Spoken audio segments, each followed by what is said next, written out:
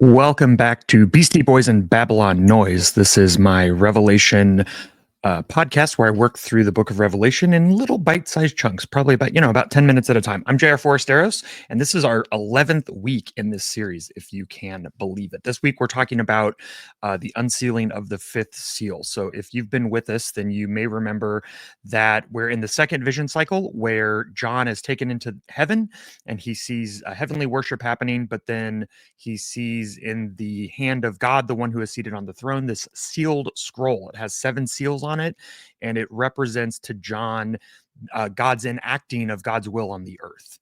And no one is found able to open it because of sin run amok on the earth in the form of the Roman Empire and the form of empire more broadly.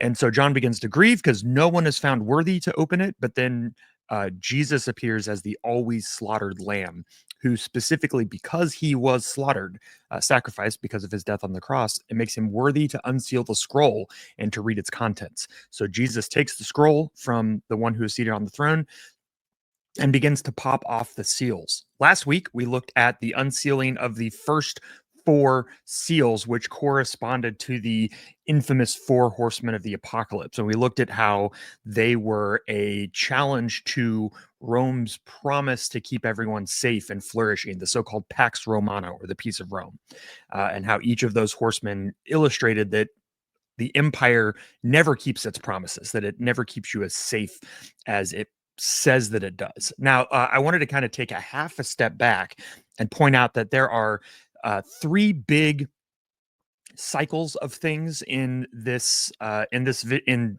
the book of Revelation. There's 7 seals, 7 trumpets, and 7 bowls that all get activated, and they all actually follow a pretty similar pattern that I wanted to kind of illustrate for you here.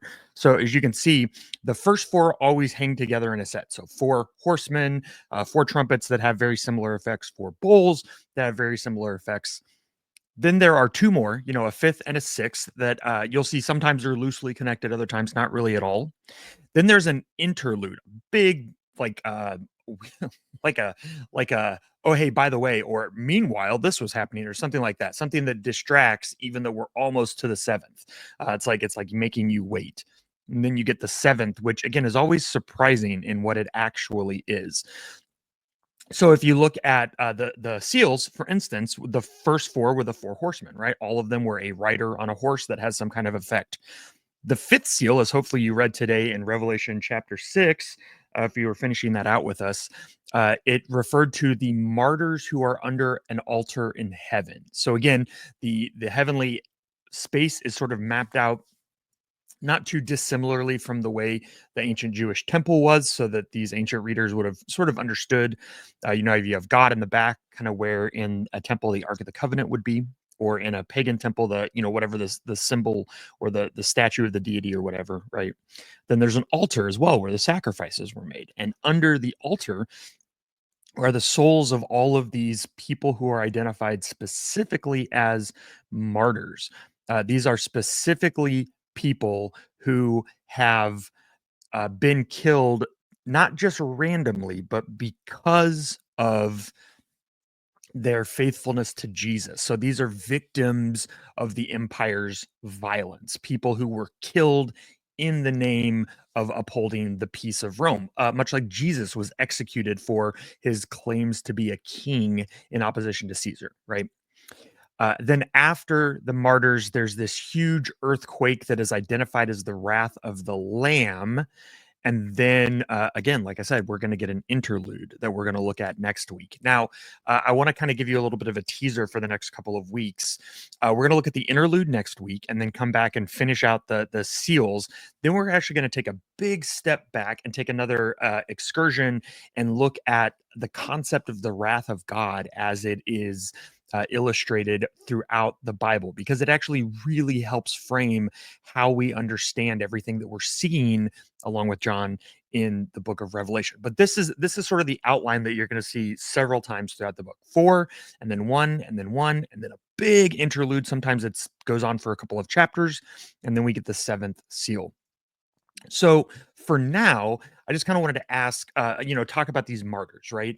They are asking this question that I think a lot of us are asking right now, which is how long do we have to deal with this, right? How long do we have to deal with this violence that we're experiencing? How long do we have to suffer at the hands of these unjust leaders, particularly when we're not only not doing anything wrong, but actually trying to do good? So, for instance, if we are trying to be hospitable to immigrants and trying to treat those who are strangers in our land the same way we would treat everybody else. We are being opposed by our government right now in doing that, right? And so, like, what does it look like when the people who are doing that are facing real consequences for that?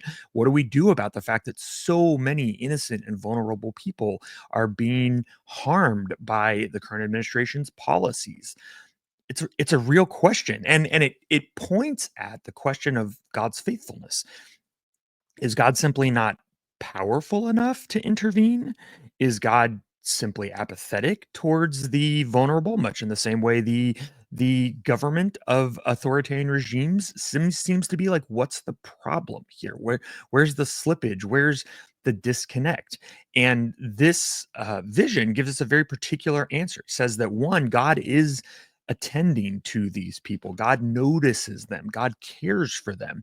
And when they themselves cry out for justice, God hands them these white robes. Now, again, you can find all kinds of jokes about, oh, are they just being given choir robes and told to shut up or whatever? Ha ha ha. But again, in Revelation, it matters that they're white robes. These are the kinds of robes that a victorious general would issue to his soldiers before they did a triumphal march, right? So they could all be dressed in white, because white is a symbol of victory in the ancient world. So God is assuring them that they are victorious, even though they have died, which echoes one of the promises we saw to, I believe, is the church in Smyrna, that says if they're faithful, they will not be harmed by the second death, even though they obviously have been harmed by the first death. So, again, what we're being shown here is not necessarily a resolution, right? But we are being given an assurance that God notices those who are suffering and God cares about them. And so, as we go towards looking at what this means for us as we attempt to resist fascism, I think it's important that we remember that we live in a world right now where the vulnerable are being harmed. Um, Sorry, it's given me. There we go. Okay, haha. Sorry about that. And God does not ignore those people. They are noticed. They are valuable. They matter. At the same time, as we talk about the fall of these regimes and how they are overcome, chaos and destruction are inevitable. And we're going to be talking more in the next couple of weeks about why it's so inevitable. So, in the face of that, the question is, what does justice look like? Which is ironically sort of the kind of question that's getting asked at the end here when we have this massive earthquake that is being called specifically the wrath of the Lamb. So before the earthquake, you have these martyrs saying, how long until we are avenged? Right. And then you have all of the kings of the earth, the rulers, the most powerful, the people who are often enacting these authoritarian and fascist policies, who are begging the mountains to give them shelter. And they're asking, who can withstand the wrath of the Lamb? Now, this seems to be more of a rhetorical question than an academic inquiry, especially since fascism is anti academic, right? But we actually are going to get the answer to that next week in the first interlude when we go into the first interlude. So, again, I'm going to take you back to our little map here. Right. We have the martyrs, we have the quake. And then again, it's like as this wrath of the Lamb is happening, we have the leaders of the earth saying, who can withstand this? And then the interlude is going to answer that question. So that's where we're going next week. But again, for this week, I think it's important for us to remember that God attends to the victims and the vulnerable. And so it's important for us to, as well, if we want to be God's people. And oftentimes, even when we don't have an answer for why, it's important to simply live in solidarity with.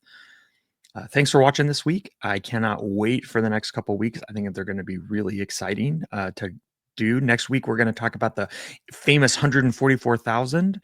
and we're going to talk about DEI and some other stuff like that. And then in 2 weeks, we're going to talk about God's wrath, which I know everyone loves to talk about. So thanks for watching. And if you're a subscriber already, thank you for subscribing. These are always free for everybody. But if you'd like to support, you can become a free or paid subscriber, and I would very much appreciate it. In the meantime, take care of yourselves out there. Grace and peace be with you all.